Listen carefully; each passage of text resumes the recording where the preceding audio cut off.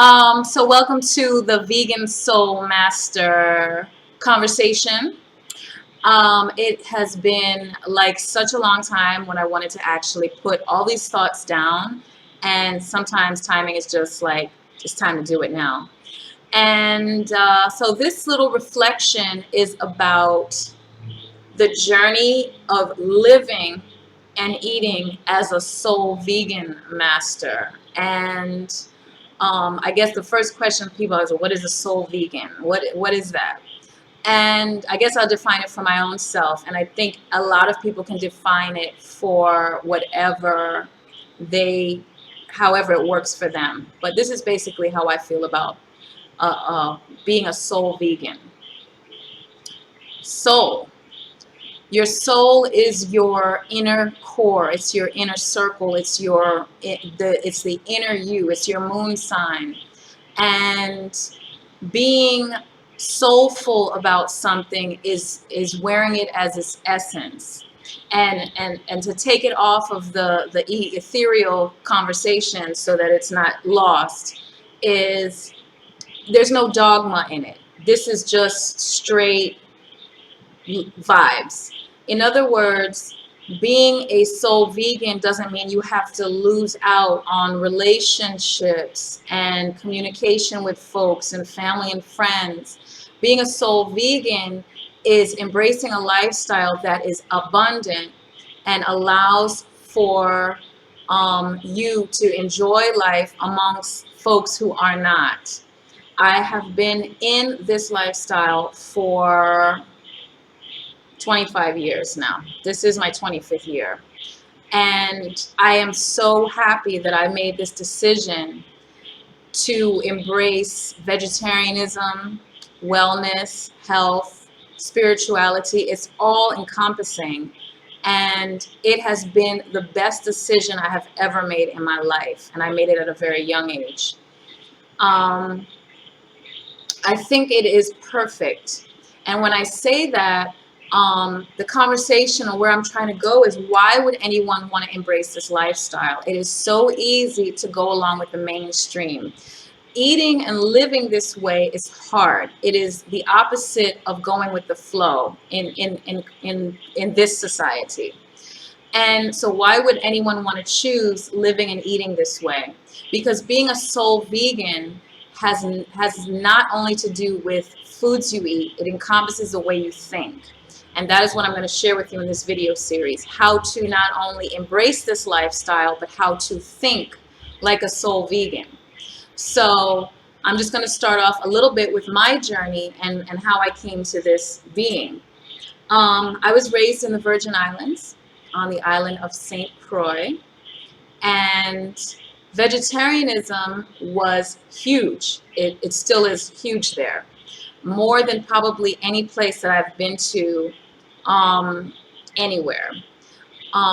Everyone knows about vegetarianism in all the schools, in all the cafes, because there's so many people who are into vegetarianism, even if it's part-time. Restaurants and places of eating cater to vegetarians. Now, they might not be all health conscious and all, but there's always vegetarian items on the menu, and not just the one token item on the bottom of the menu. So I came into this light from a few various things were going on around the time when I discovered veganism, vegetarianism, wellness, the whole 9 yards. It all like hit me. It embraced me at a point of my life when I was like I was on a quest. I hung out with a lot of Rastafarian friends when I was younger. And of course, the biggest part of it was the ITAL diet. And ITAL is, I'm not even going to go into a whole conversation about that. You can easily Google it. But ITAL is a Rastafarian way of saying vital nutrients, foods that are vital. And I learned a lot about eating this way through the Rastafarian culture in the Virgin Islands. However, even with that, I've had growth, and I've evolved from eating a lot of what would be considered Rastafarian dishes into more raw vegan foods. But that's a path. You know, I think that the transition from being a meat eater, and it's not only being a meat eater, because I think that people are meat eaters in this society, but that's really not what they are. They are really the processed food junkies. And most people, it's not even about eating meat, it's about eating this ridiculous amount of processed foods. And I attribute it to the way society educates us about food, the way you grow in the grocery store, and everything that you see is packaged, add water and microwave. And no one knows how to cook from scratch. Most of my female friends are poor cookers. Sorry, y'all. They just don't know how to cook well. And the problem with that is they don't know how to nutrify their family. And so it's not like a taught behavior. I feel that this lifestyle is the healthiest way to live. It is a more alkalizing diet, which becomes more healthier. Um, what else? What else does this diet and lifestyle connect you with? It also really, and it wasn't at the, so yeah, I thought that meat eating was vital. I thought eating meat was part of what we needed to do for survival. And when I learned at a young age that we don't need meat to eat to survive, to have all the nutrients we need. In fact, the nutrients that we get from plant-based foods are even more nutrient rich than the meat-based foods, then I was kind of like, well, why are we eating animals? Why do we eat animals? And I just feel like spiritually what happened was that it just started making me feel like, you know, human beings are some really over the top people. Like we just take over this whole planet and think that we are, you know, supposed to be running things. And I mean, I do get a sense of entitlement myself that, you know, human beings have a little bit of power and intellect to create buildings and build things and create this world that we're living in now. But we think that have power over nature, and we don't. We don't have power over nature. We don't control nature, and we're not more powerful than nature. Nature is all that. When I see animals, like when a hurricane comes in the Caribbean, the animals dust off. They're gone. We don't even know a hurricane is coming. They're already out of here. And they have a sense that we have had and lost our intuitive self. And now we're meat eaters and processed food eaters. And it just disappoints me because we have gone so far away from nature that we're paying for it. Why do I say that? Because now, during this time of history in the planet 2013, we are sicker than we have ever been on the face of the history of mankind.